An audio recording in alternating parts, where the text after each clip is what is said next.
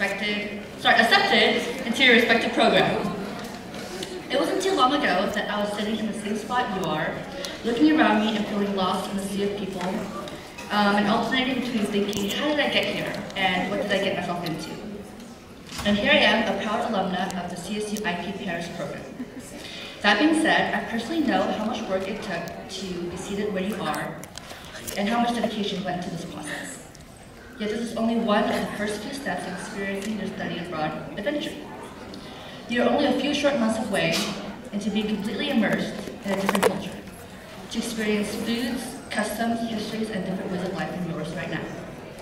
And let me tell you, it's going to be one of the most rewarding yet scariest experiences of your life. Having been there, done that, I would like to share some advice on what I took out of my study abroad experience in hopes that I can share some wisdom and help you with your future. If you're anything like me, you want to document every moment of your time there, in the beginning. However, don't let this act of documenting override your actual experience. There's only so much you can see out of a camera lens. So remember to find ways to keep the memories, but don't forget to live them. If you really want to learn the language and know your city on an intimate level, befriend the locals. They'll be the ones who show you their local haunts that you won't find in any guidebook. They'll introduce you to their friends, allowing your friend circle to grow and flourish. They'll take care of you and vastly enrich your overall study abroad experience. For the sake of all the mothers, fathers, and relatives out there, I feel mandated to say to keep in contact with your family and loved ones. However, take this experience as an opportunity to grow as a person, and try to keep the contact to some sort of minimum.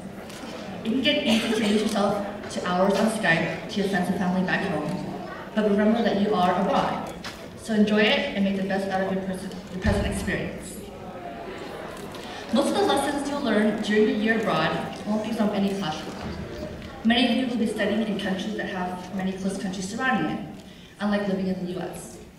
So take full advantage of it and travel. Give breath and life to the history of places that you've only read about. People always talk about traveling while you're young, and this is the perfect chance to do so. Rough it out, tough it out, and explore different places, because this is one of the most opportune times in your life to do so. My last piece of advice involves the end of your study abroad experience, which seems excessive to mention it right now, since some of you may not even have purchased your plane ticket. However, I can guarantee you 100% that will pass by in a blink of an eye, and before you know it, you'll be packing your bags to catch your flight back to the US. If you're like me, you'll be craving any way to keep the international dream alive the minute you set foot back on US soil. That's where the IEEC comes to welcome you back. Get involved, become an officer, meet international students, and help future study abroad applicants follow in your footsteps. Thank you, and congratulations again.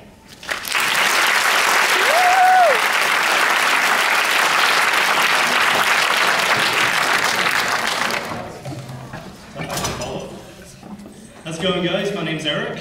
I'm the International President of the International Education Exchange Council. A very, very boring name for something that is anything but.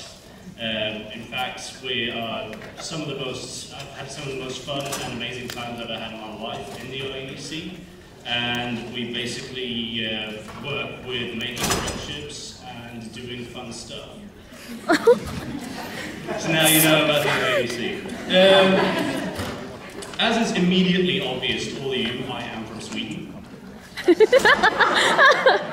I've been studying abroad here for 1 year now, and it's coming towards the end of that experience for me, so I can certainly relate to what Linda's saying about being aware that it is going to end, and being aware of the incredible cocktail of feelings you're going to be feeling once that time rolls around. It's a bit hard to handle, but it just goes to show how amazing that experience has been, and how amazing that experience is going to be for all of you. I've been here for about 1 year, making some incredibly silly decisions. One of them was becoming president of the IEEC. It has been the best decision I've ever made. At the same time, it's been one of the worst decisions that I have ever made. And so, my main point, if I'm going to communicate anything to you, you've heard a lot of stuff about how amazing your trip is going to be, how amazing the new experiences, the new people you're going to meet, the new richness of culture and all that stuff. You've heard all that by now, so I'm going to talk about something different. I'm going to talk about decisions. About 1 semester ago, I was giving a speech to significantly smaller group going abroad for that semester, and that speech was all sunshine and rainbows. This one won't be. Because I realized that you are all in trouble.